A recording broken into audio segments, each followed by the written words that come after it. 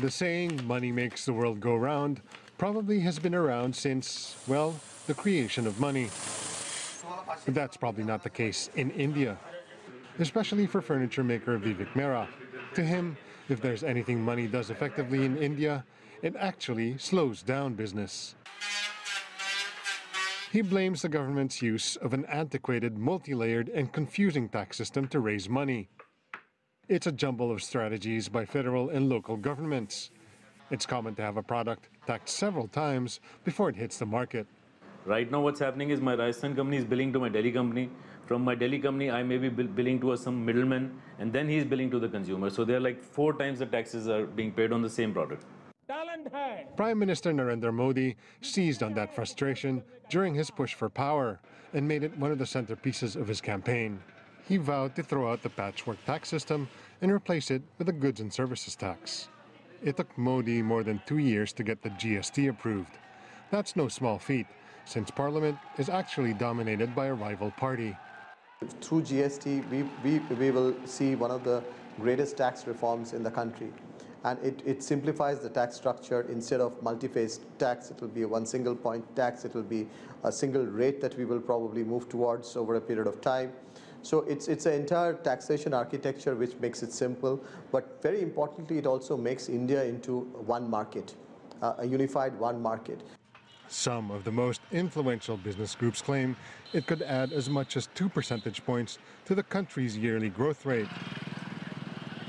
That could help India, which is already the fastest growing major economy in the world, pull further ahead. Still, others are tempering expectations. Most of the people are confused because nobody still doesn't know that what is going to finally happen. So till the time it comes, it will take some time for everybody to get the gist of it, what it's going to be like. The GST bill still has to be approved by at least half of India's 29 states. The government is hoping to implement it by April of next year, but even that may be a bit too optimistic. A new tax arrangement means training for tax officials, overhauling the country's IT systems, and getting used to the new changes. Ahmad Ku, CCTV. For more on India's goods and services tax and the future of the economy under Prime Minister Narendra Modi, I spoke to Peter Colley. He's Chief Investment Officer at DMS Funds. I asked him why the GST is such a big deal. In India, they have so many different taxations that are levied both by states and local authorities that it's a complete and utter mess. And so what the GST is supposed to do is to get rid of all those taxes, with the exception of a couple, and have just one flat tax of between 12 and 18%.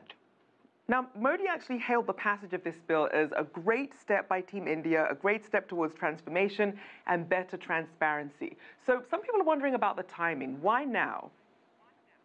Well, actually, I've been rather critical of the Modi government recently because they should have. The GST tax has been floundering for the last 9 years, and it's never got anywhere because politics has got in the way.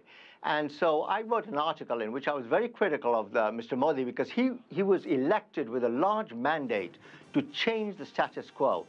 And I said you must pass this legislation to prove to investors, especially foreign investors, that you have the clout that you say you have.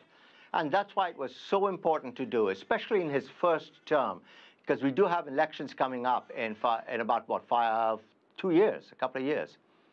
So then with that being said, I mean, at one point, Modi, when he was in the lower houses of government, he was actually opposed to this and now has kind of changed his tune. He said once he got that experience and now sees it differently. But does all the blame fall on Modi's shoulders for the time that it took to get to this point?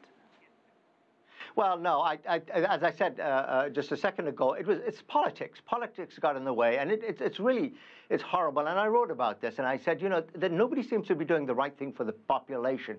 It's if the opposition party proposes something that may be very good for the Indian population, just because the opponents had suggested the governing party would say no, just a knee-jerk reaction, and that's what happens, and it's ridiculous. So, yes, Mr. Modi may have been against it, but now he's for it. And he should have been for it, and everybody should have been for it. It's a great piece of legislation. Now, speaking of everyone being for it, let's also look at the reaction from the business community. What does this mean for doing business in India right now?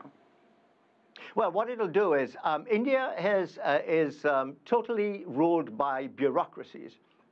And there are two different bureaucracies, one to say yes and one to say no, so nothing gets done.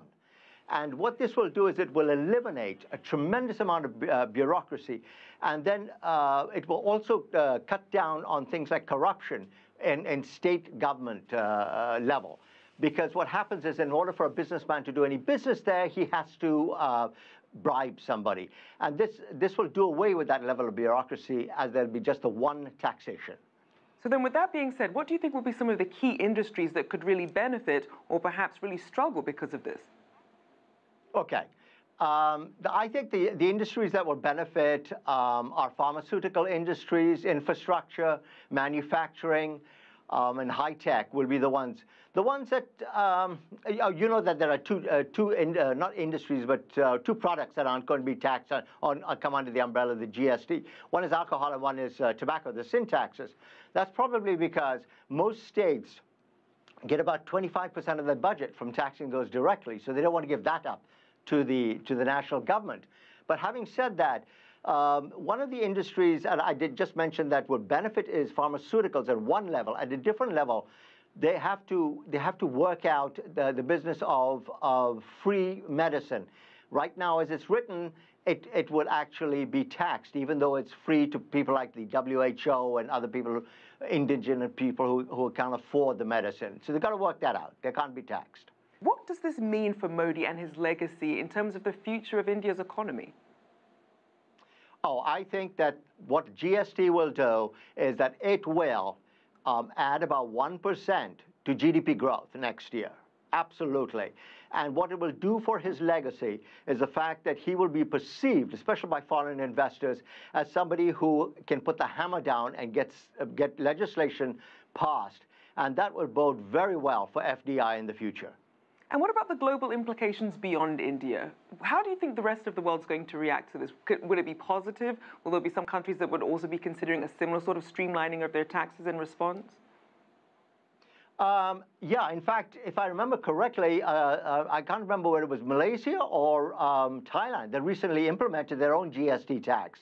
I think that this may be the wave of the future, because it's not just in India, but it's in all countries, even developed countries, where you have VAT at different levels, you have all these different taxes.